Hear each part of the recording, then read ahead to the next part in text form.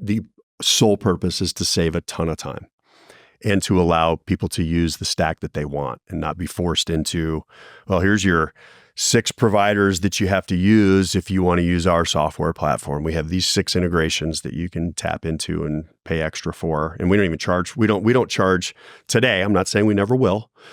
Today, we don't charge our customers for using the API. We don't charge vendors for using the API. Most of our competitors charge a significant amount of money for access to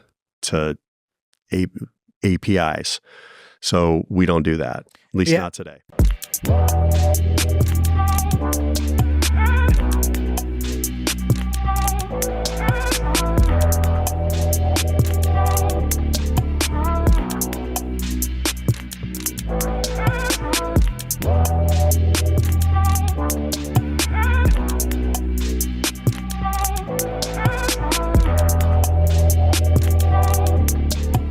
Welcome to another episode of the Profitable Property Management Podcast. I'm your host, Jordan Moyla, and today I'm here with Dave Borden. Dave, good to see you. You too, Jordan. Thanks a lot. All right. Well, Dave, you happen to be in town for some pretty significant, monumental events for the company, and I want to talk about it. Tell me the big news that you have. Yeah, it's pretty cool. So we're actually in Austin right now, which is your hometown, and it's also the headquarters for Mainsail Partners, which is a private equity company that we have decided to partner with going forward.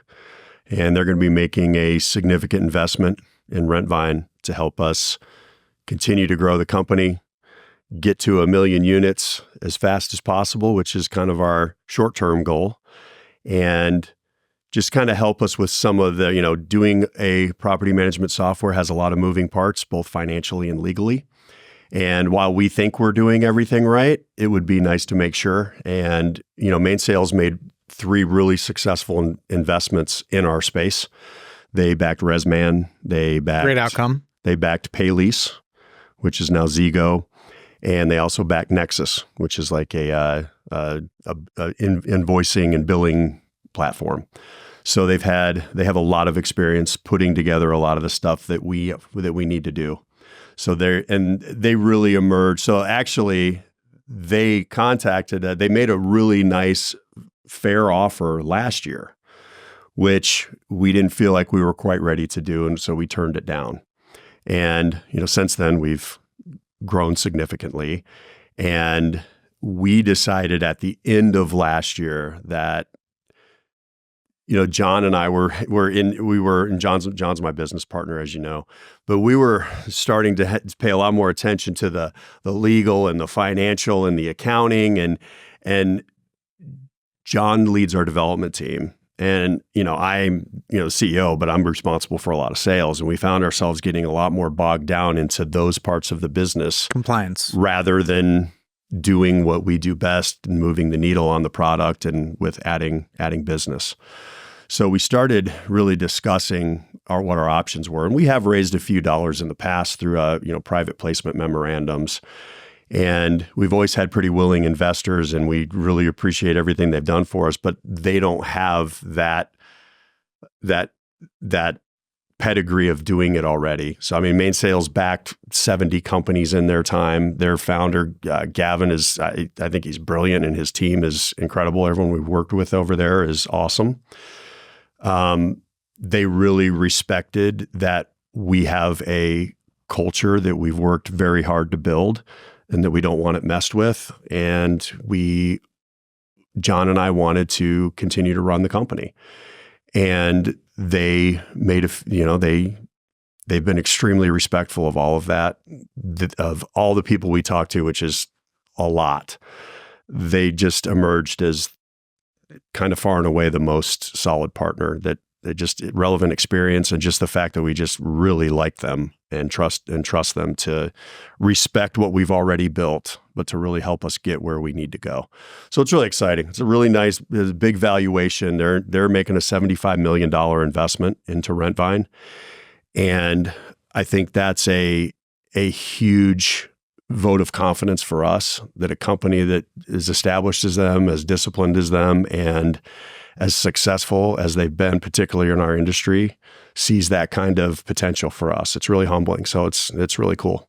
$75 million is a significant and meaningful capital investment. You've been in this industry for a fair while now. I want to say what, with 20, 30 years? I've been doing the tech side for about 22 years now. Yep. So is this the first time you've taken institutional capital, or have you taken Yeah, 100%. So with RentClicks, we just maxed out our credit cards. And then with PMW, we just totally bootstrapped it with no investment capital, just did that all ourselves. And then we started doing RentVine, and we were determined initially to bootstrap it. And we did for probably the first 6 months. And John and I just kind of deferred our dividends from PMW and used that money to work on RentVine. But when we started really getting into it, we noticed that this is, we knew it was going to be hard, and it's been way harder than we thought. So we raised our first round, we raised like $1 million, and that was just kind of, that was like, again, through a private placement memorandum.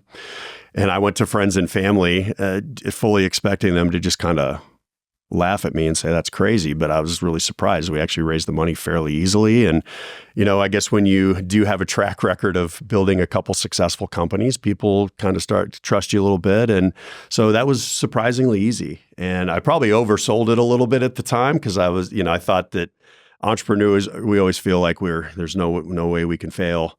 But when I look back at how hard it was, and the people that invested at that level are obviously going to do extremely well on this transaction.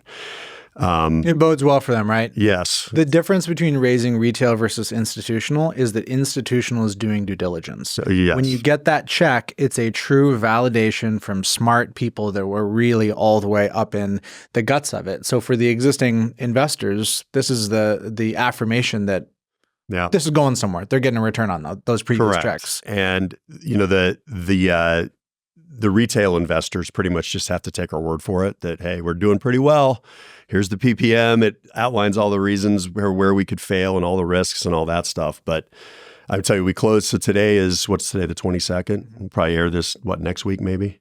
Soon, very whenever. soon. So at least next week. But we closed on the 21st. And it was several months of pain and 1 month of just exhaustive due diligence, looking back on pretty much every contract we've ever signed, every employee we've ever hired, every side deal, verbal deal, written deal we've ever done, and compiling all the paperwork around all that stuff. And it really feels like a few times during the process, like it's just not going to happen because there's just so much to get through. And you think about something that happened 12 years ago and you're like, oh man, what are they going to think about that? But you got to disclose it all because you can't, you don't want something that come back and bite you, someone you offered some shares to that never signed or figured out. So it was really, really enlightening, but incredibly exhausting. So we're looking forward to doing a little celebrating tonight, getting through that. But it was like you said, I feel like we're about as clean as can be right now. And for those people that there's going to be an opportunity for some of those investors to roll it into the new company. And I think the fact that they made that investment after seeing everything that we have going on is definitely a huge vote of confidence for what we've done so far and where we're going. So it's really cool.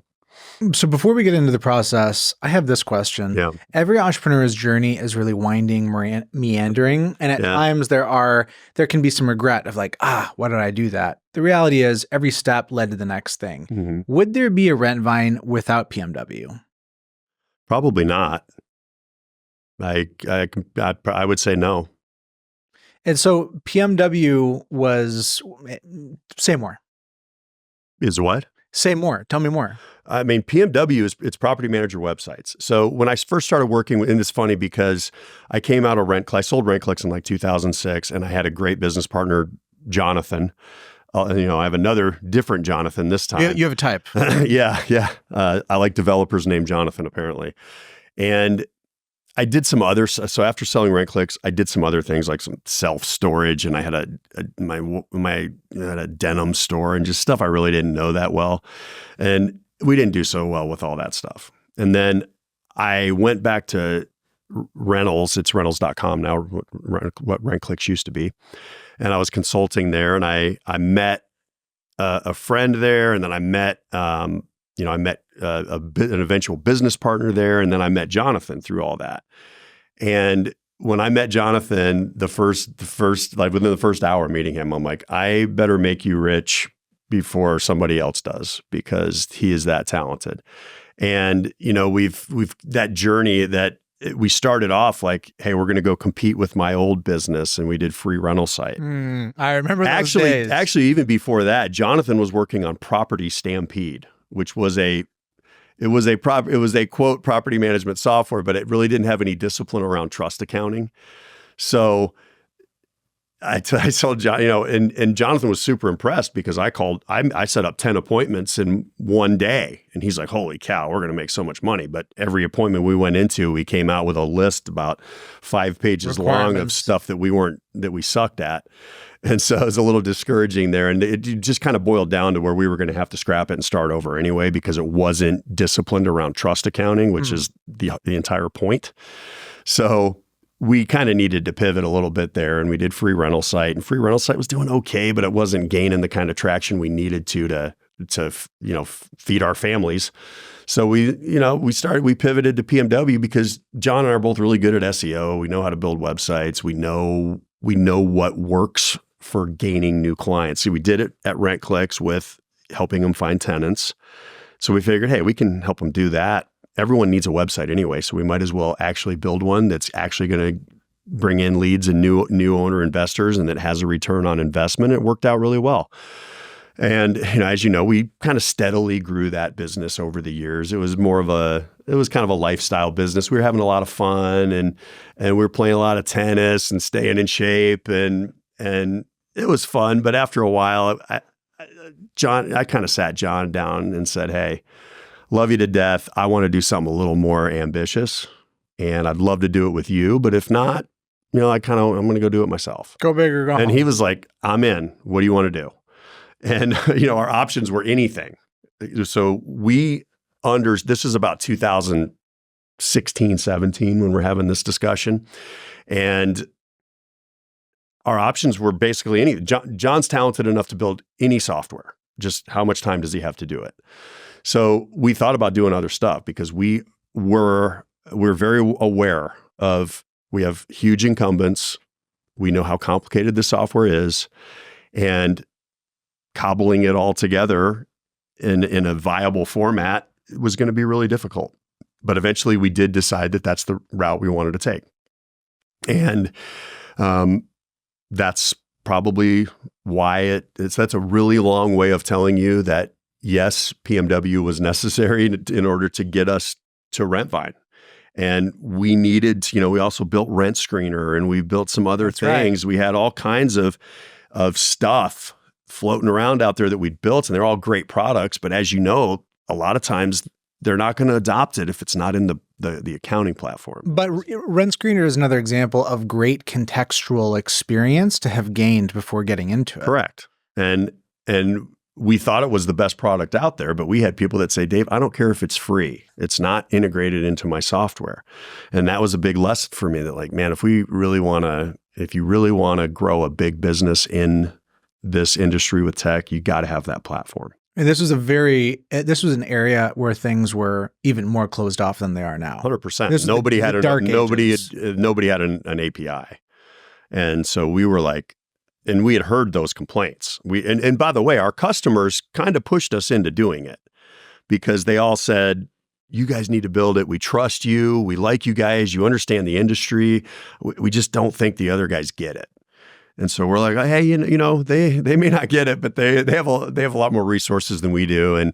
And so, a lot of those customers said, if you guys build it, we'll switch. And some of them haven't. Those of you that haven't, it's time to switch. We're ready.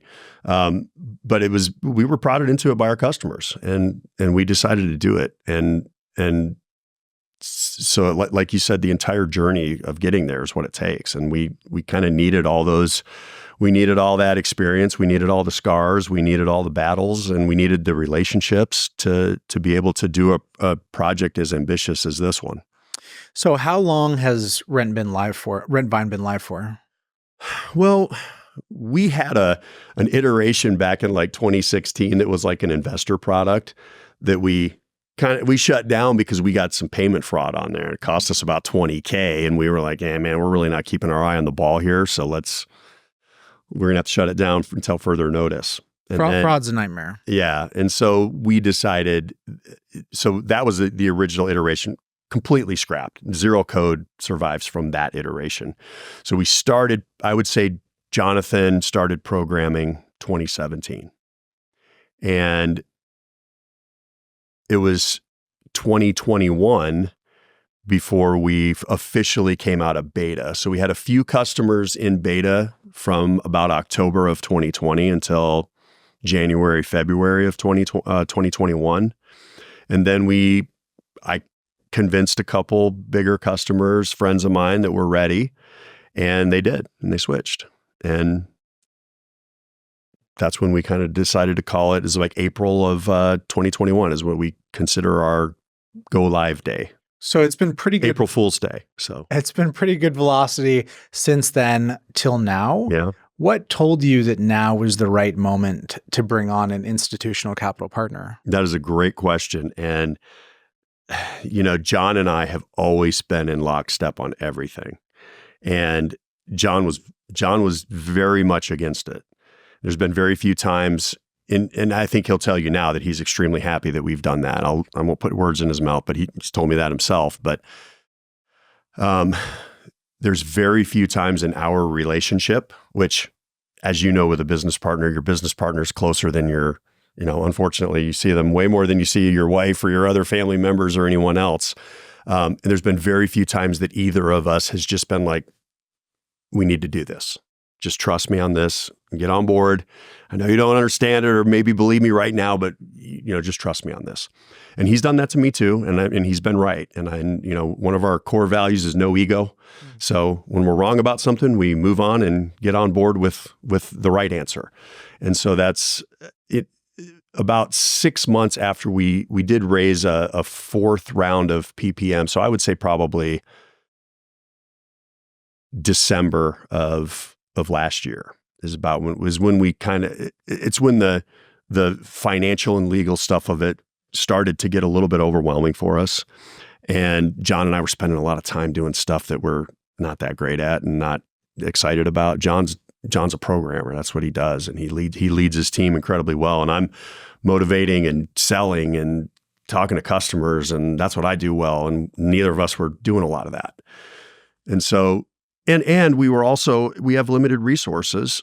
And so we have sales and marketing initiatives that we know work. We'll have ROI. But we don't have the resources to invest in it in a meaningful way. And that's really frustrating. And so I think that, and plus I knew that we needed to clean a few things up just from a compliance and paperwork standpoint. And I want to run the company in a manner that is always ready. And it's not like we're looking to sell or raise money or anything like that, but I want to run it as if we are. And that way you're just always clean and it feels good and you can sleep at night and we weren't there. I feel like we are now. And so that's just kind of what led that decision. And we got an investment banker to help us, and the same one, Croft and Bender. Shout out to them; they're amazing. They're out of Atlanta. We use them to sell rent clicks, and they put a book together and helped us get kind of initially ready for going out and presenting to some investors.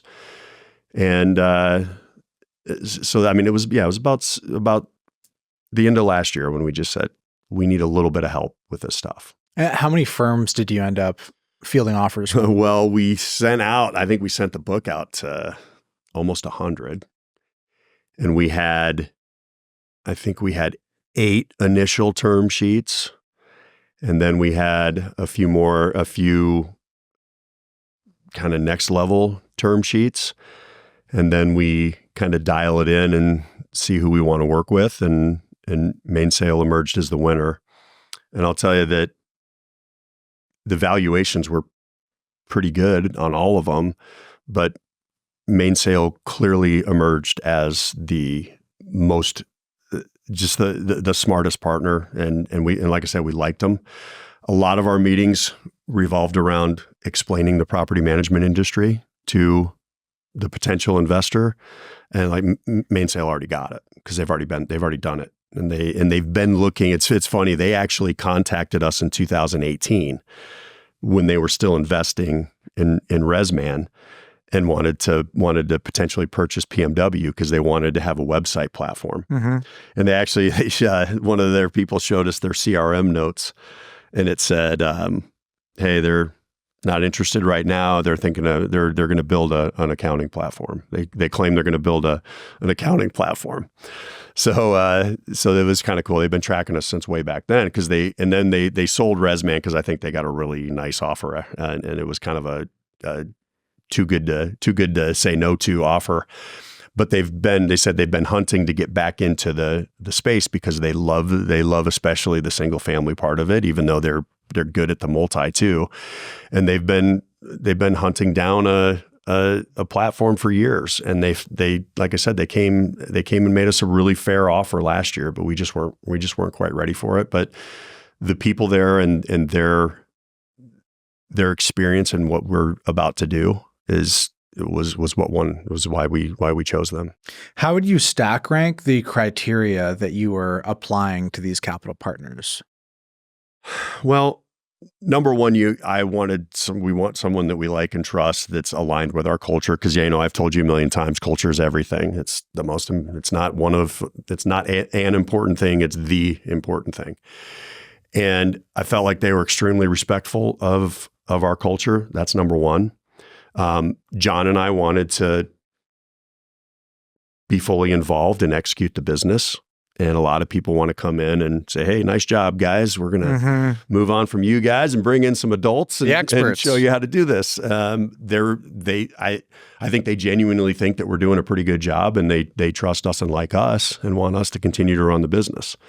And so that was important because we have 100 people, and we've kind of got this tight knit family with great culture, and the last thing we want is for them to come in and disrupt that. And they've been extremely respectful of that. So, and we didn't get that feeling from some of the other people that we talked to. Obviously, valuation is very important, and Mainsail's valuation was in line with some of the other offers that we had. But their experience and the fact that we like them and that we thought they were going to respect our culture is why we chose them. What was your sense about the capital markets in general? Initially, you mean like where they were, or just doing it in general? Just where valuations were. Well, I knew they were kind of low. I knew that it was, it's not 3 years ago, 3 years ago when valuations were, and that's when they were able to sell ResMan, because I think they did a pretty good job there. But our banker said, "Hey, if you have a great business, you're going to get a good valuation, even if times aren't perfect." And we had a number going into this that if we didn't get, we weren't going to do it. And we stuck to that number, and we got it. We ended up getting it.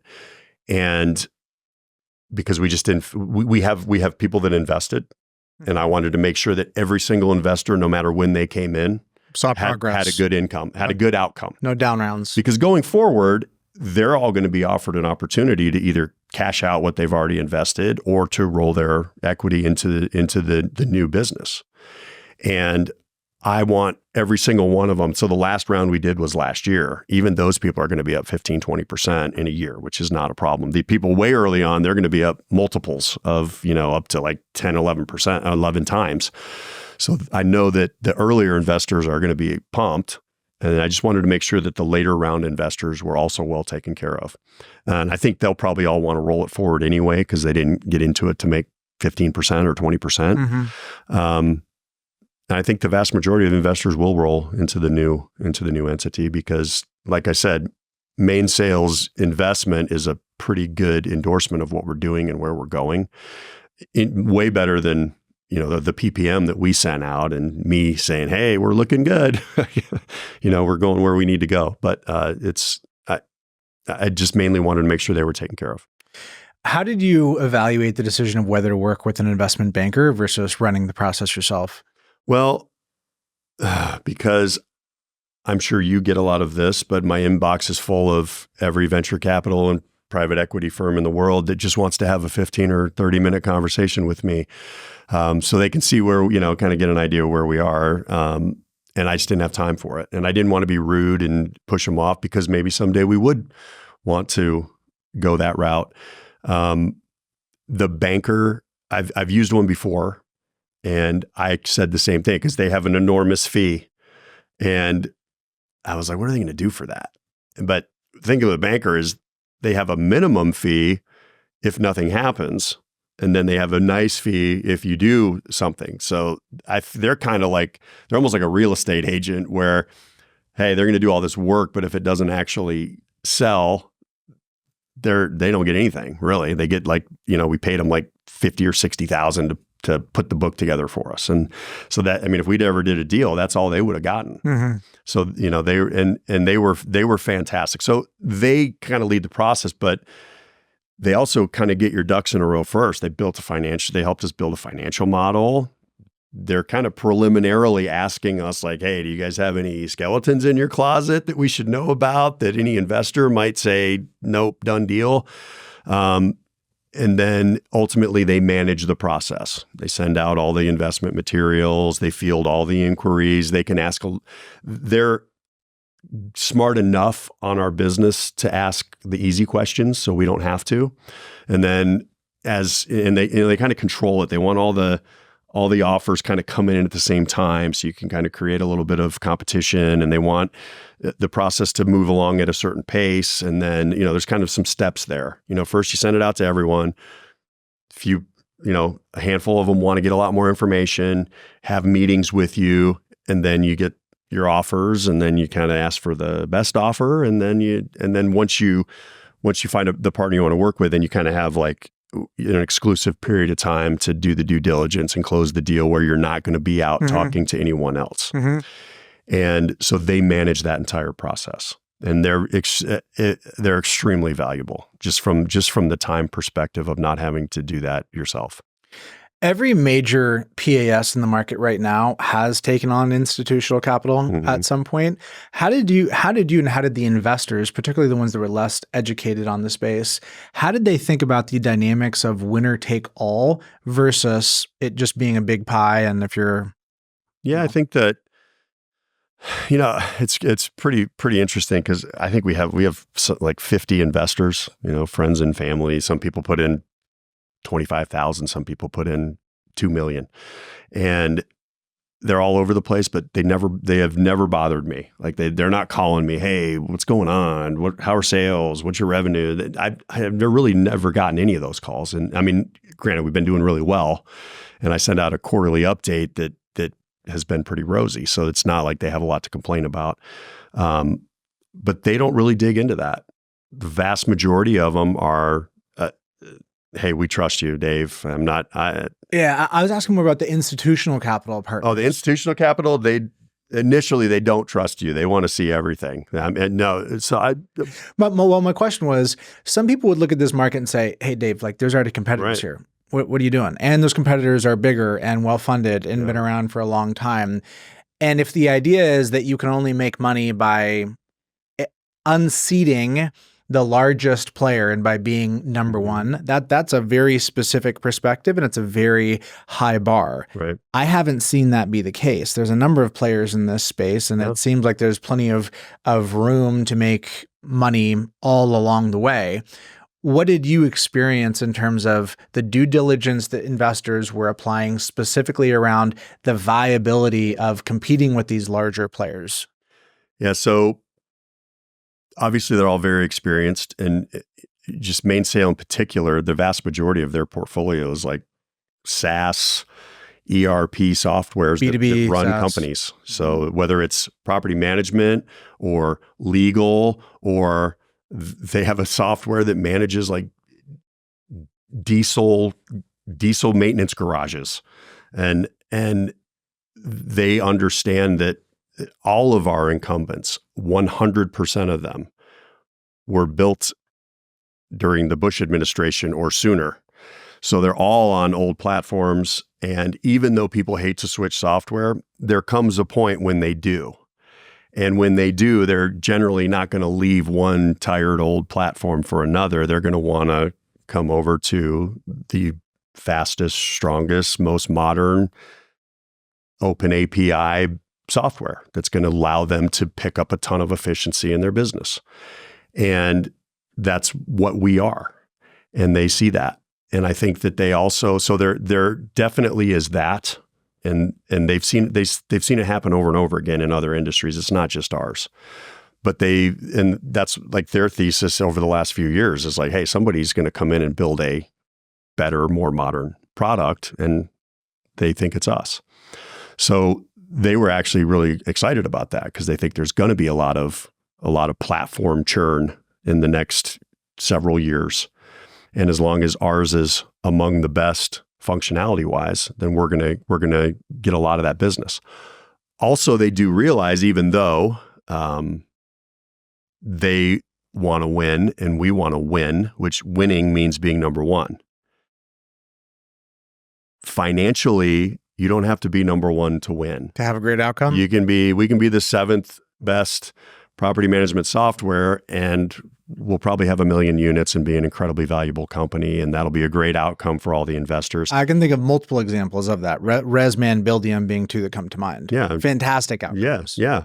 So somewhere between having a really nice outcome and winning, being the leader, dominant player in the space is probably where it's going to end up. And I think we have the pedigree to challenge for that top spot.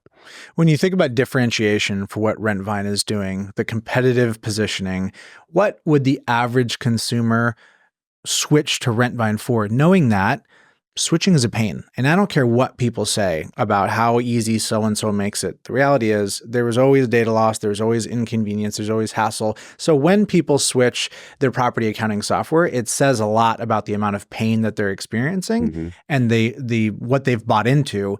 What is typically the rationale that you see for folks choosing to switch? There's a few things, and actually, we did a survey as part of this process, and the top ones, that number one is they trust us. Like this is our existing customers now, not in why did you switch was the question, and they trust us. We have way better support. And our product's better, faster, stronger. Open API allows a customizable technology stack. Those are the top three, and I don't have any reason to disagree with them. So, and the fact that they trust us, and we've been doing this for 20 years in this space, and I know a lot of people, and they know us, and I think that they just think that we're going to do the right thing, and we have a reputation of doing that, and we will. Our competitors see our customers, owners, vendors, tenants, as revenue opportunities for them. And we do too, but not without their permission and not without helping them participate in some of the ways that we can monetize their customer, and not without adding value to their customer and giving them the credit for it. So I think that's the difference between us and anyone else they're going to work with, is that we genuinely respect their business environment, and we're going to help them optimize it, but we're not going to use it for our financial gain, because it usually creates a shitstorm for them when it happens without their knowledge, and it's happened a lot. So it's been really interesting to watch more and more capital come into prop tech in general. One of my observations is that a lot of folks have realized that property managers are a distribution point to get to the tenant and the owner, and the vendor. and the vendor. And in many ways, it's the distribution that is the thing. There may be a specific product or service people believe in, but distribution more than anything is what, for many investors, capital partners, that the property manager represents. Are you seeing that as well? And what thoughts do you have about what it looks like to do that well? That's always been my thought is I know how much money. Now, I come from a property management family, so I know that it's hard to run a really profitable property management company. And I think for many years, that's why a lot of people have stayed away from the industry, because their target's always the property manager. How much money can I make from somebody that's not making a ton of money? So they've stayed away from it. We've always known that our customers spend a ton of money. So we think there's a way to participate in that and have everybody make more and more money without hammering. All of our competitors just hammer the property manager and their tenants for more money every time they want to make extra money. We feel like there's ways to tap into a lot of the other stuff that they do and add value to their customers and them and us. And so we've realized early on, I mean, the average property manager spends millions and millions of dollars, even if they don't make that themselves. I mean, I think we did a few studies. I think like a 400 unit property manager spends like $100,000 a year on just plumbing. Then they also have electric and HVAC and landscaping and roofing. They're driving it's unlimited. Yes. So they basically manage millions of pieces of real estate all over the country, and they have to maintain it, and they spend a fortune to do so, and all of that money flows through their trust account.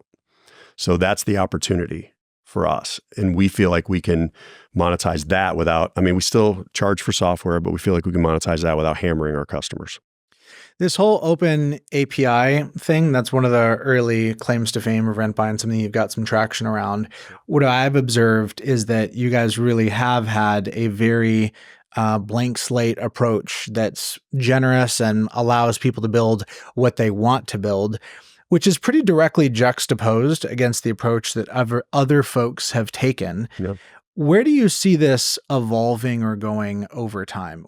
5 years from now, what do you think will be the norm in terms of the policy and the posture that the average property accounting system takes relative to integrations? Do you think it's going to stay this way, more open, less open? What do you see in the future? Well, luckily for us, I feel like our competitors will have a really, really difficult time building a true RESTful API on their current infrastructure.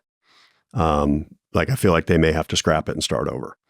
So you have an API where any software developer can tap into it and use the information and send information back and forth seamlessly and error-free through that. Or you have to build an integration, and that requires 2 dev teams, whether at one of our competitors plus the other software, to get together and program an integration together, which can be a lot harder to maintain. It's more subject to errors and problems. So I feel like once people realize what they can do with the open API, and people are starting to figure it out. We have large customers, multi-market customers that have taken our API and used it to populate a data warehouse so that they can track investment dollars, and they can track unit counts at any level they want to, statewide, franchise-wide, region-wide, however they want to slice and dice their data, they can. We have individual property managers that are techie or have someone that are taking data from the API and putting it into applications like Monday or Data Studio and building custom dashboards and reporting that we don't offer, that they want. And we've told them, hey, we'll get there sooner or later, but in the meantime, you can take the API and go slice the data however you need to. And I want to slow down the conversation for those that may not be what you're articulating. I believe what you're referring to the fact is that in general in software, you have a back end and a front end. The front end talks to the back end. Correct. What you're saying is that the way that your API is structured is that the third parties that are integrated. Let me interrupt you. The back end is an API.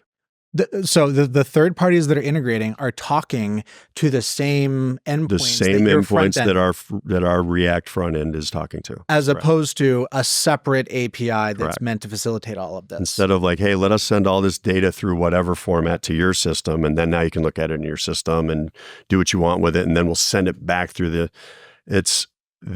anything you can see, anything a customer can see on RentVine, theoretically, another software platform can see through the API. And once people start realizing that and seeing how they can slice and dice their data, it's going to be a pretty fast migration to us.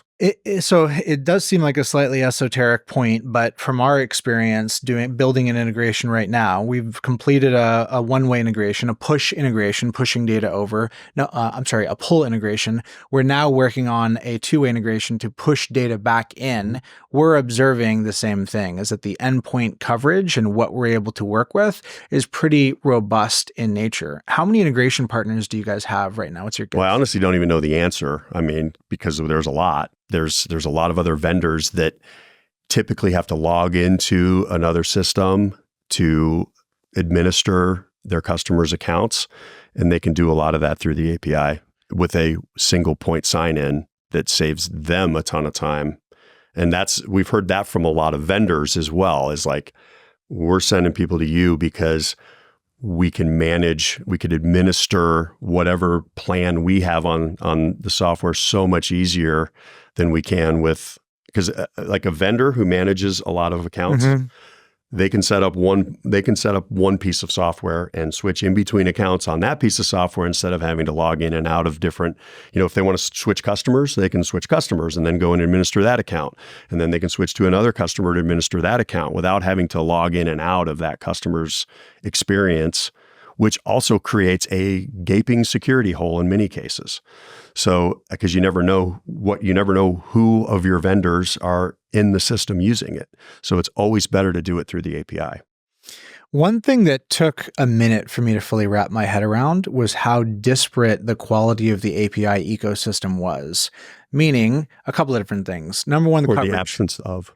Number one, the coverage, the number of endpoints that are available. Number two, the utility of those endpoints. Number three, the quality of the documentation. Number four, the level of support when interacting with that third party. Number five, if there are breaking changes midstream, like you've built the whole thing and now breaking changes are introduced.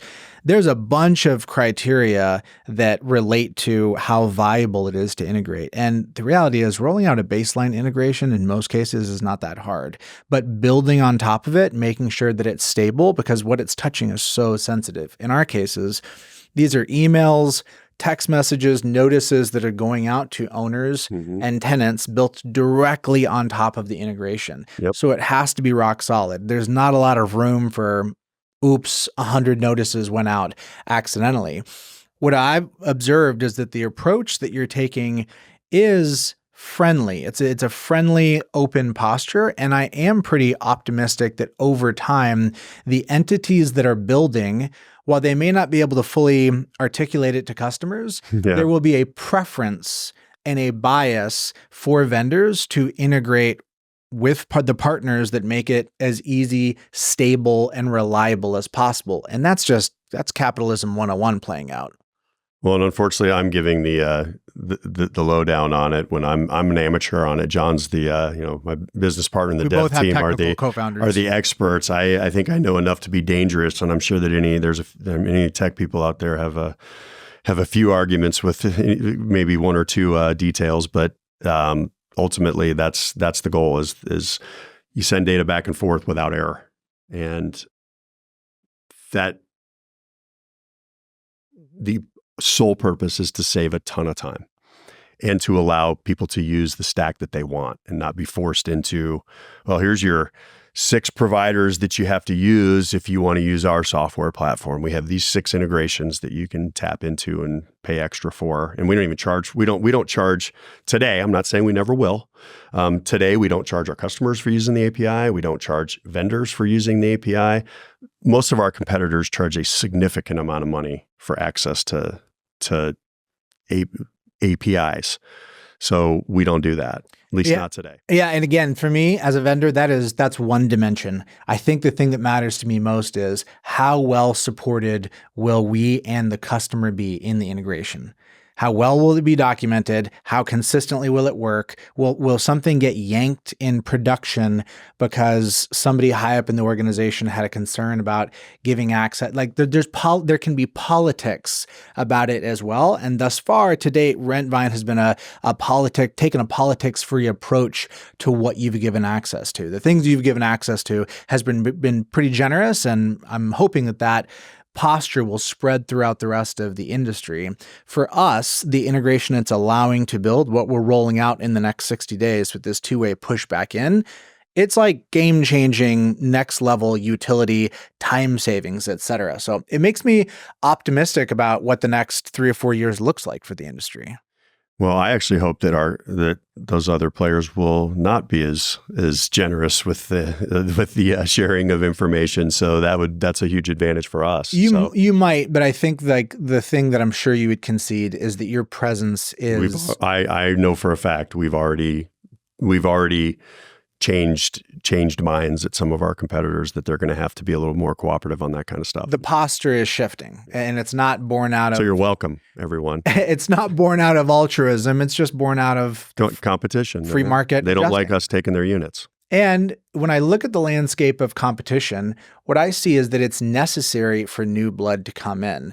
There's a ossification, a calcification of older players that sell, have a great outcome, and then the reality is there's a slow decline that is almost inevitable. You want to say it's not the case. When you sell your company, somebody else is going to take care of your baby and it's going to have a great life. I've seen pretty consistently that in general, when companies exit, there is a slow decline driven by the original founding leadership being gone and driven by the new investors taking a cash flow EBITDA approach out of it. 100%. There's founders of companies are much more dangerous than the second and third wave of people that come in to run a company. And ultimately, no one's really ever going to have as much concern or care about the product as the people that start it. So that's I would agree with that. We have new blood here, and I'm not that new. I'm 52. I've been doing this a long time. Well, let's call it a major blood transfusion. Just happened with bringing on this capital partner. Talk to me a little bit about the usage of proceeds. What are you guys going to be doing with this capital? Well, it's a good question. I haven't figured all that out yet. I have. I'm sure you get relatively clear money. So we feel like we have an incredible product that we don't do a great job of marketing. So we've always kind of had a really strong engineering background. And it's kind of been our DNA is strong engineering and strong sales. But we've never had like just an awesome marketing team. So that's going to be one of our priorities is we're going to do a much better job of messaging around our product because our product's incredible. And our competitors, it happens. Salespeople, they talk trash about us, and we're not doing this, we're not doing that, whatever. We're going to regain the message, and we're going to do that through case studies of our customers that love us, and we are rolling out software at a pace that our competitors with much larger dev teams can't touch, and we're gonna make sure we make a note of it every time we put a change out there. We're going to let people know about it. And I think then people will really start to realize the velocity at which we're building an incredible product. We're going to beef up our sales team and beef up our presence, not only at events and trade shows, but also doing a lot of our own stuff. We're going to have our first user conference in May of 2025, which we'd love to have you there for that. Well, plan on it. And we're going to really dial in our message on why we're better. And then we do have some admin stuff to clean up. We're going to, part of the due diligence process, they ask us for every contract we've ever signed. And, as you know, doing business as willy-nilly, sometimes you don't paper up everything you're supposed to. And so there's going to be some discipline around HR and finance. There's also going to be probably some legal compliance going. Remember, we do business in 50 states. We do tenant screening in 50 states. We collect payments in 50 states. There's different rules in all of them, and we need to make sure that we're doing it right in every one of them. So we're going to do all that stuff. And then we'll probably beef up our dev team a little bit. We have 2 sprint teams right now. We're probably at a 3rd. And we think that that'll just allow us to, the whole point of this is I have 2 goals. Number one, we want to win, but we have an interim goal, which is 1 million units.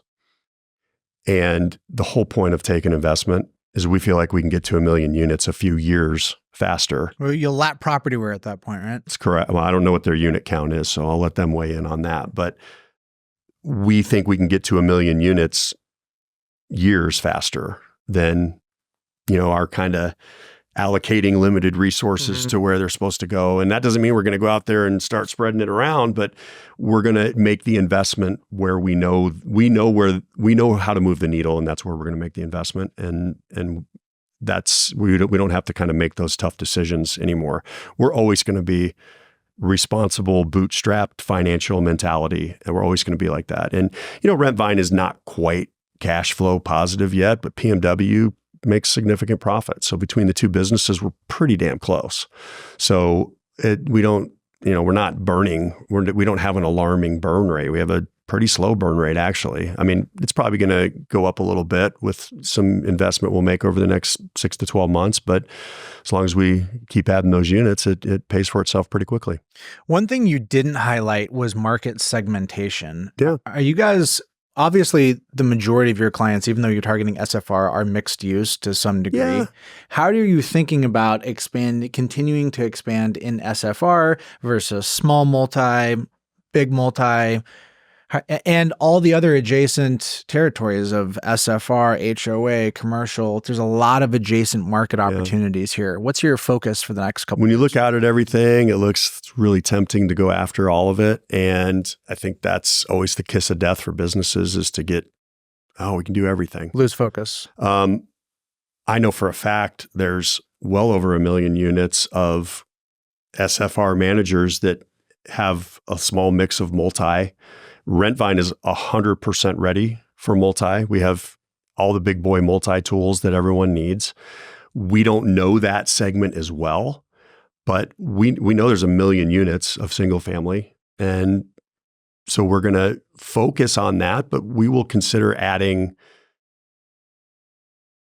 not the REIT 100, 500,000 unit multi yet, but there's 10 or 12 million units that are, 1-200 unit buildings, family owned trusts, LLCs, that some of the top higher solutions are a little bit too expensive and clunky for, and some of the lower ones are not powerful enough for.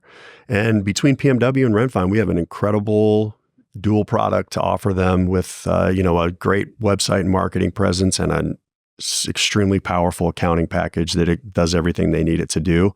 And I think we can price that in a way that makes it extremely competitive. So we're not there yet, but we'll consider that. But HOA, vacation, we're not going to go there. So entirely. I mean, HOA we do if you want to accept payments and documents and that kind of stuff, but we're not going to control gate access and reserve tennis courts and that kind of thing. It's just we're not going to go there. Dilution is the word that comes to mind for me. Every one of these segments have some specific needs for it. Correct. How do you, in general, manage just the onslaught? I mean, you're saying the software is great. I believe you. I know it is. And what I also know to be true is that there are hundreds of active requests to improve RentVine, just like there are to improve Lead Simple.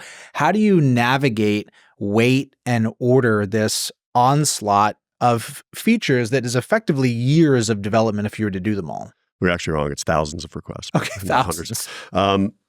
So that's a big challenge. And it's funny because you get a customer that says, this is how you're supposed to do it. What's wrong with you?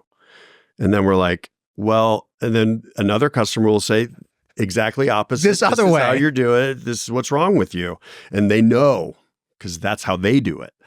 And so that's a challenge. And obviously for the feature requests, so we actually developed a product called the Gonculator, which that's more of our roadmap stuff. And we take so there's a lot of things we have to consider. We have to consider the financial impact. I mean, ultimately it's like, what's the benefit to the customer? And that gets a certain score. How long is it going to take our dev team to do it? How much time? Because a sprint team working on something for 2 weeks costs $125,000. For a month, it's $250,000. What are we going to direct that toward? And so what's the time it's going to take to launch? How are we going to be able to support it internally? We have to train our support team. We have to notify our sales and onboarding teams that this is the new thing coming out, and they have to know how to handle it once it does. We have to decide if it's going to make us any money or not. And so we consider all of that stuff for the roadmap. For the feature requests, we have a Jira board, and we put them all in there, and we it moves. And the more we hear it, the higher it goes. Because if we hear a request from one customer, it's not likely going to get a lot of priority. But if we hear it from 35, it's going to move up the list very quickly. And that's where I'm fortunate that I have an incredibly talented business partner, John, who's not only a world-class programmer himself, but is a fantastic leader of his dev team. So I don't even really have to worry about that stuff. But that's kind of the process that goes into it. Is if we hear it a lot, we'll add it, and the roadmap has that Gonculator formula that we use to kind of show us what has the most impact on that overall ecosystem of customer support, customer financial. There's a bunch of inputs that go into that. And it doesn't mean we just blindly do what the Gonculator says. I mean, there's some human discussion around it, but it does help us prioritize what is going to be most impactful. What are you excited about on the roadmap right now for the next 6 months? All right. Well, we have we just redid our global search, and it's awesome. And we also put a bunch of AI into there. So there's two things. So all of the AI tasks are going to be voice activated, and we're going to probably build in the top 30, 40, 50 of those. And now everyone talks about AI, it's a buzzword. We only put it in there if it can save like half the time over the human going in and typing it, clicking and moving and finding and putting it in. So, I mean, if you can enter a request like Bill Jordan Muela, $300 for a broken garbage disposal at 123 Main Street, the AI can go to your bill screen and create that, and just all you have to do is approve it, and it can save you 18 seconds. Then it's probably going to get in there. But if it's not any faster than the human doing it, we're not going to mess with it. So that's the approach we're taking to AI. We think it's built into the global search, and we'll be rolling those out pretty aggressively in the next 30, 60 days. So remember, we've only been out of beta for 3 years, and the other initiative that we're working on the product team is a little more of a heuristic design. Because, like I said, we started with a bunch of engineers that built product, and they did a great job, but there's some clunkiness that's in there that we've been gradually removing. And so just a lot more intuitive design and natural flow of the software is a pretty big sprint we'll be doing shortly. We're also doing we're doing pods, which, long story short, there's multiple different ways to manage a business. Some people like to have people do, departmental. Some people like to manage a whole section of properties for each team. So we're going to give the ability to do that. There's a lot of pretty cool stuff in the roadmap. What about reporting? Talk to me about reporting. I find that it's one of those things where people want it. They don't know what they want. They just want reporting. More reports. Give me some more reporting. Yes. The general assumption is that more reports would be helpful and useful. And I've had enough experience to know that's not the case. How do you relate to building out reporting? Well, I think we have a pretty powerful reporting engine. It also goes through the API, and it also is fed by custom fields. So we allow the customer, we do have lots of canned reports that they can start with and then customize. And you can also slice and dice it through the API if you want to. But we also just recently, probably in the last 6 months, launched dashboards for every single section of our, for screening, for maintenance, for accounting, for move-ins and move-outs. So all of our dashboards have pretty robust and customizable reporting that's individual to each user. So each user can build, whatever kind of dashboards they want. So I think for 90% of our users, the dashboards are going to give them a good snapshot reporting, and then the actual financial and property reporting will give them the rest of it. So the way we handle custom fields allows our customers to pretty much report on anything they want.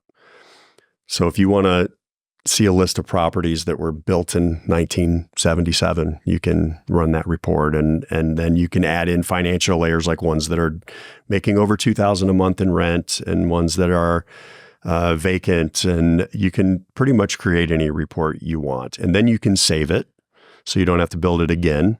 And then you can, if you want to, you can you can set them to be automatically delivered at whatever timeline you want to. Where that comes into play is sometimes you have a difficult owner that wants a specific report that may not show up on their statement. And you can set that report to go out once a month with all the criteria that they're asking for. That's kind of a one-off, and automate it so that you don't have to get yelled at every month about, where's that report that you promised me every month. So it's incredibly flexible on the reporting. Custom fields is actually kind of an interesting axiom because there are some large players that took a pretty clear stance of not offering custom fields, and it wasn't because they weren't able to. It was there was a more specific product-driven reason of which I'm not going to get into or attempt to explain that was the better idea. You guys led with custom fields from the jump, and I think it's more common for PASs to offer custom fields than not. What was your basic take on that? Well, I'm not sure who you're talking about I know, Propertyware has some decent custom fields. Yes, they do. We have excellent custom fields. Rent Manager has custom fields. So I think a lot of times the lack of custom fields sometimes is a little more of a multi-focus, because with what we do, every single one of our units every property is different. Mm-hmm. So with a 500 unit apartment building, they'll probably have 500 of the same dishwashers, 500 of the same washer and dryers, 3 different carpets. So they don't necessarily need all those custom fields to handle a lot of that stuff, although I would argue there's still plenty of need for it. I'm not really sure why anyone wouldn't give their customers the maximum flexibility to track whatever they want, but we think that's kind of important. So we decided to do that, because if you have 500 units with our typical customer, you're going to probably have 500 different refrigerators, and every property is going to be configured a little bit differently. So we think that that's pretty important. And you can also use those for other things. Like you can put in all your owners' birthdays, and then you can go run a report on owners' birthdays next month and send them a gift, or your employees. I don't know if the employees are in there, but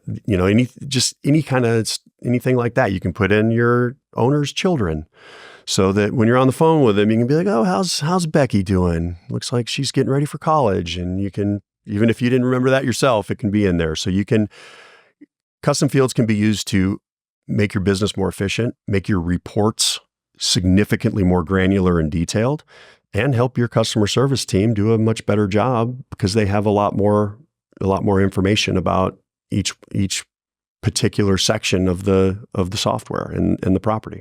Let's hone in a little bit more on customer service. You've highlighted that it's been a point of differentiation for you guys. You already had a customer service paradigm for years with PMW, and that reputation and that halo is kind of transferred on to RentVine. I'm assuming that you're running things from a similar perspective. Philosophically, high level, how do you make sure that you are doing the right level of QA to make sure that when a customer is having a bad experience or pissed off or unhappy, that not only is that ticket getting resolved, but it's being fed back into product to make sure that long-term that ticket is not recreated? A couple things, number one, I think we have a pretty good hiring process on identifying whether or not our people, one of our core values is obsessively care. And we try to identify that because that has always been a bedrock of the businesses that we have. I feel like our customers are paying us a lot of money for the product that they're using. And when they have a problem with it, we should drop what we're doing and take care of them. I think that feels really obvious to me, but apparently it's not. So every one of our people, I mean, the system around managing tickets is, we use HubSpot, we have leadership in place, the team knows how to use it, they're trained, and they're trained on not only the software, but the systems. And I mean, I feel like support is almost more of a mentality and a culture than it is like a process. And John and I have lived that we do not tolerate poor customer service ourselves by example. So I think that the message is that, hey, it's pretty important to our leadership to have to support our customers well. And you know what? Sometimes you can't. Sometimes the customer has a real problem that we might not be able to help them with. It might be an accounting issue that we're not qualified to help them with, and they need to go talk to a CPA, and that's frustrating. But it's absolutely unacceptable to not answer those tickets in a timely manner and to try to work aggressively to get a resolution as fast as possible. Sometimes it doesn't happen, but I mean, our customer service scores are incredible. And I just think it's more of a mentality than it is a process. And either you give a shit about your customers or you don't. And I think we do. So that's it seems obvious, but it's not. And I think that's part of the, founders leaving. And, if somebody had to escalate an issue to me, we have a problem somewhere and I'm going to go fix it. And I get them sometimes. Dave, I need your help I'm having trouble sending out my owner statements and I can't get resolution. So I'll go get them resolution. That's interesting that you just connected it to the founder. My personal experience is that when I think about customer support and what's maybe different about me doing it as a founder versus Harvard MBA, it feels really personal. Yeah. When things aren't working, it feels like it reflects on me personally, and it's really uncomfortable. Yeah. And it's really something that I can't sleep at night if knowing that things aren't working right. Great. It's it's not this is accretive for the business based on the ROI, blah, blah, blah. It's like this heavy weight of a feeling. And that's something that that nobody should or will care more than the founder. And so you are effectively a torchbearer. One of the things that you chose to elect for here was a bigger ride, more ambition. You're setting the tone for the organization by making that kind of a commitment. What occurred for you in the story arc of a fairly lengthy career that made it clear to you that you wanted to plant a flag in the ground and go big at this stage in your career? I'm a pretty competitive guy. And I just felt like it's not being done the way it should be. And I think we can do better. And I'm a good to great reader. And I honestly believe that we can be the best in the world at it. So why not? And I don't know if there's anything else I can be the best in the world at. I'm not going to be starting for the Broncos anytime soon. You failed to qualify for the Olympics this year? Yeah. There's a lot of things I'm pretty good at, but I don't know if there's many things I'm the best in the world at, but property management software is one that we can be, that our company can be. So why not? I don't like to sit at home all day. I like to work. I'm ambitious. I like leading and competing and having awesome employees and a great product, and feels good when people switch off of those other systems to ours. It's awesome. I love it. Why not? Go ring the gong and move on to the next one. It's awesome. Yeah, wiring. This is fun. I think that you know what? As you know, it's freaking torture sometimes. And if I ever go through due diligence again, no thanks. But I wouldn't. A lot of people would I realized that it's a privileged position, and a lot of people would trade with me. Now, once they started doing the job for a few months, they might untrade, but there's a lot of people that would really love to be where I am and where we are as a company, and that is not lost on me, and I appreciate that. So it's hard sometimes, but it's really, really rewarding most of the time. Yeah, I love that answer. This is fun. That really lands with me. It's a very specific kind of fun. Fun would probably disserve most people to describe it that way. It's like a specific flavor of fun that you really have to have a taste. This fun is not for everyone. That is for sure. It takes a certain kind of person to be able to lay it all on the line. You have to have an cast iron stomach, and you have to not love to sleep too much at night sometimes, but it's rewarding when it works. That's for sure. It's a series of ass kickings with progress along the way, and the progress is addicting, of knowing what's possible, knowing you can keep going, getting the next step, and you know that the ass kicking is embedded. But the reward is incredible. So, I went to West Point, right? Mm-hmm. West Point was awful all the time, except for every once in a while when it was amazing. And those amazing moments just got rid of all the crap. And then it was crappy, and then it was amazing. And then when you graduate and throw that, I almost threw my arm out of my socket throwing my hat into the air, because it was just such an incredible accomplishment. And so, you got to, those highlights are just, it makes it worth it. Makes all the slog worth it. What would you say to a young entrepreneur that's wondering, can I do this? I think I can, but I don't have any evidence. My parents weren't entrepreneurs. I'm not a trust fund baby. There's no evidence, and yet I have a desire. How would you counsel someone earlier in their career to know if they have the goods and if this is for them? Yeah. So first and foremost, I'm not that. I'm not. I'm a son of a property manager, so everyone listening to this knows I wasn't rich growing up. Being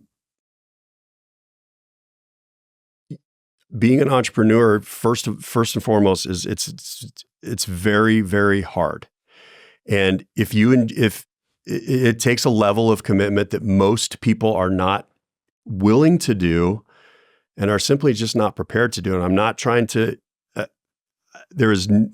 What I do is not any better than somebody who works 9 to 5 so that they can surf their ass off on the weekend. I respect that every bit as much as what I do.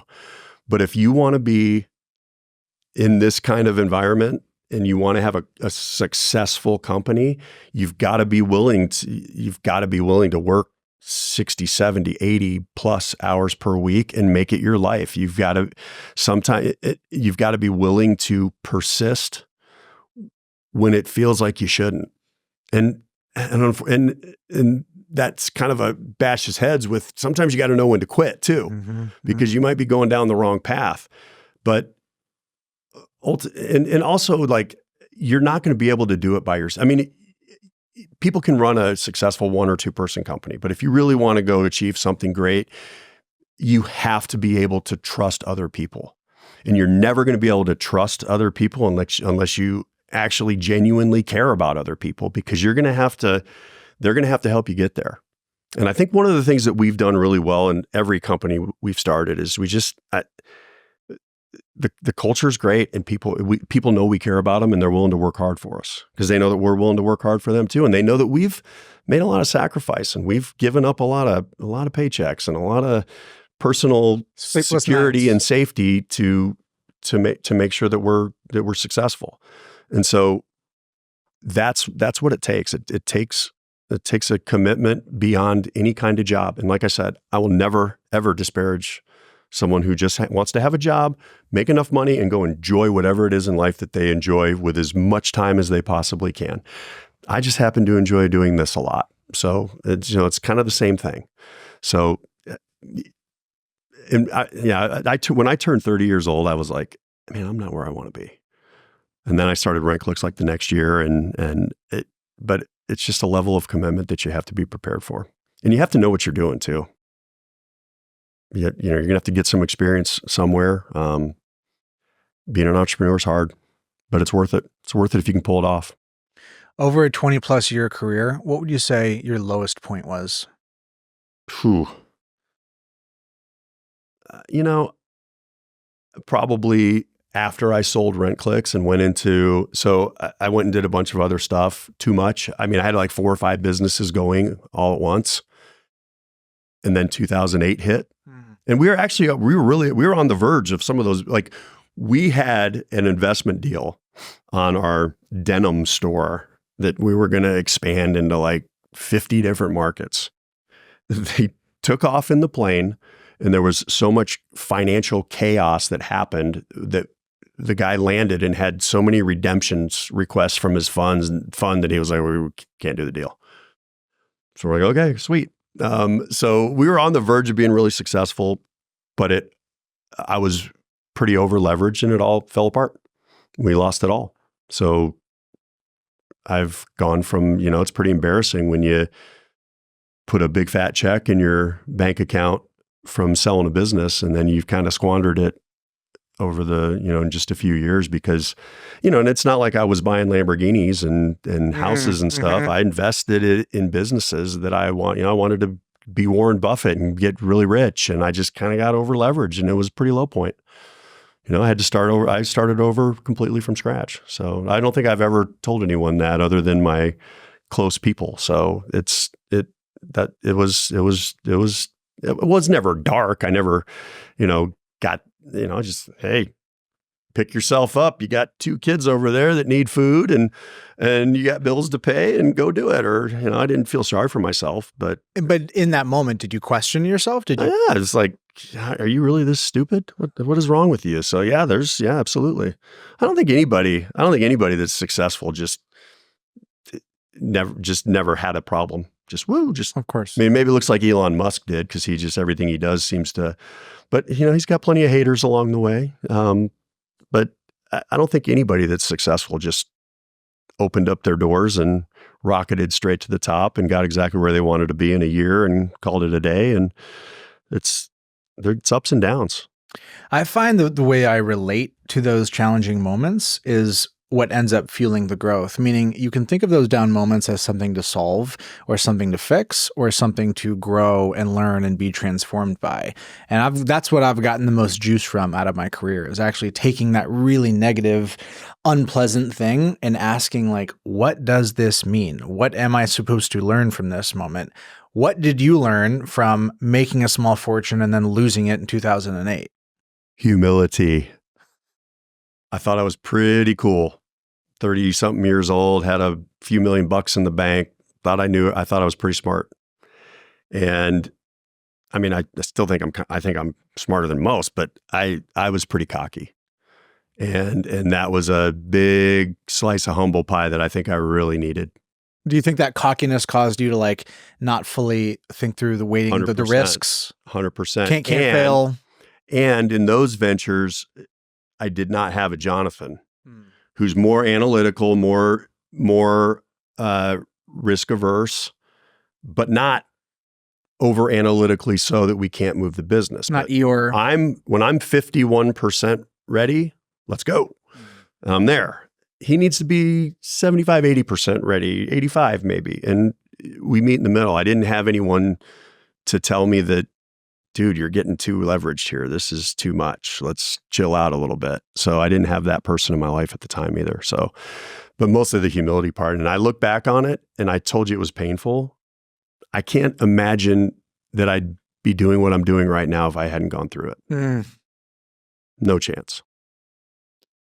That's the thing about hindsight and regret is that regret really just isn't worthwhile. And the hindsight, it doesn't always mean what we think it means. It seems like the lesson is like, I shouldn't have done that. And that may not be the lesson.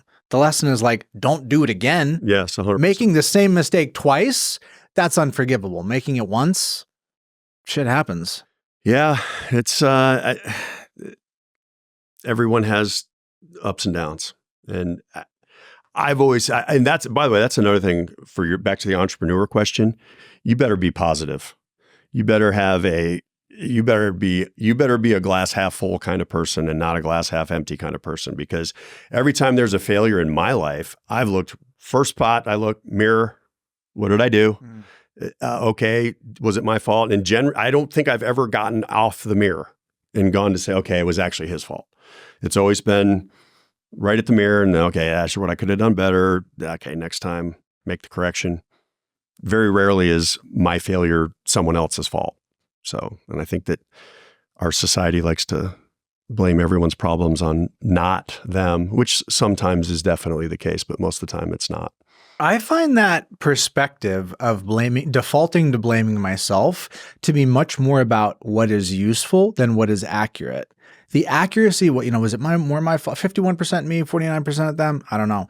I find it is almost always useful to default to assuming that I brought contribution to the situation because my behavior is what I can change and modify.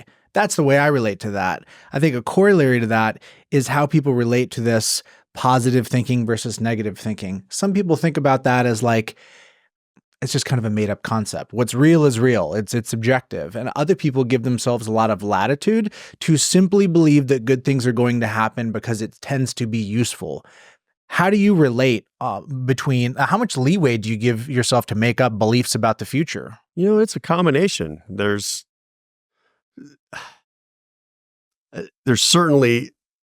absolutely luck involved in certain things, but there's just a ton of effort. So I feel like if there's a mistake made, it's a combination between maybe you're a little unlucky and maybe bad effort. Maybe you just picked the wrong thing. Maybe you were at the wrong place at the wrong time. Or, when I started RentClicks, there wasn't any competitors. It was easy. We're the only one there. It was great. Now I go out, I'm going, hey, bring your units here because we're better, even though that's awful. But, I have to convince them. It's not like, we're the first cloud-based property management software. That would be a great situation to be in, but we're not. So it's just, it's a combination of luck, effort, timing. And you can't beat yourself up or pat yourself on the back. I broke my arm patting myself on the back after I was a young multimillionaire and thought I was pretty cool. And, there's been other stuff. And then when it failed, I was like, you know what? I was a little over leveraged, probably had too much going on. And I also got a little unlucky because of the timing of the market. It was an economic crisis. And had that not happened, we probably would have actually pulled it off. But what am I going to do? I can't feel sorry for myself. Where we are now is a combination of right place, right time, good product. John and I know what we're doing. We've had 20 years to think about it and ponder it and figure it out. And so maybe the timing's just perfect for what we're doing. Dave, this has been a great interview. You're a good interviewer, Jordan. I appreciate it. I've enjoyed chatting with you, and I'm continued to remain excited to see you guys put pressure on the industry, competitive pressure to improve, to open up, to increase the optionality available for these consumers. I have a parting question for you, Dave, and that is this. If you could ask every self-managing landlord in America one question, all of the folks that don't think it's a good idea to work with a professional property manager, if you could ask them all one question, what would it be? I mean, am I allowed to say why don't you hire a property manager? Yeah. Because that's the ultimate question. And if we could figure that out, I mean, I think we know the kind of the top 5 reasons, but be nice to be able to prove to them that we can answer whatever that objection is. For us, the more of those landlords that hire our customers, the more business we get. So yeah. And why don't you hire a property manager? That's my question. It's a question to me that requires a lot of curiosity. It can't be assumptive. Like, there is a reason. These are people acting what they believe is rationally in their best interest. And I assume you believe that people are better off working with a professional property manager. So I find that there's a lot of I'm bringing some real curiosity to this. We're performing some surveying later in the year, and I want to find out. I think there's a huge benefit to working with a good property manager. 100%. Yes. And unfortunately, that would probably be one of their answers is I had a bad property manager once and I don't want to do that again. And a bad property manager can absolutely be a net negative. Yeah, 100%. Yeah, we've all heard the stories, but a good property manager, I am thoroughly convinced, saves investors a significant amount above and beyond whatever fees they charge. All right. Great chatting with you, Dave. You too. Thank you very much. Plan on seeing you at Lead Simple University in we'll be December. There. And October. NARPM National will be there too. All right. Until next time. Yep. Thanks. That's it for this episode. Hope you enjoyed it. You can check out other episodes along the way. If you're watching this on YouTube, appreciate a subscribe. Any comments, I'm always here to engage. If you're listening on an audio platform, would really appreciate a review. It's a great way to help other people find out about the show.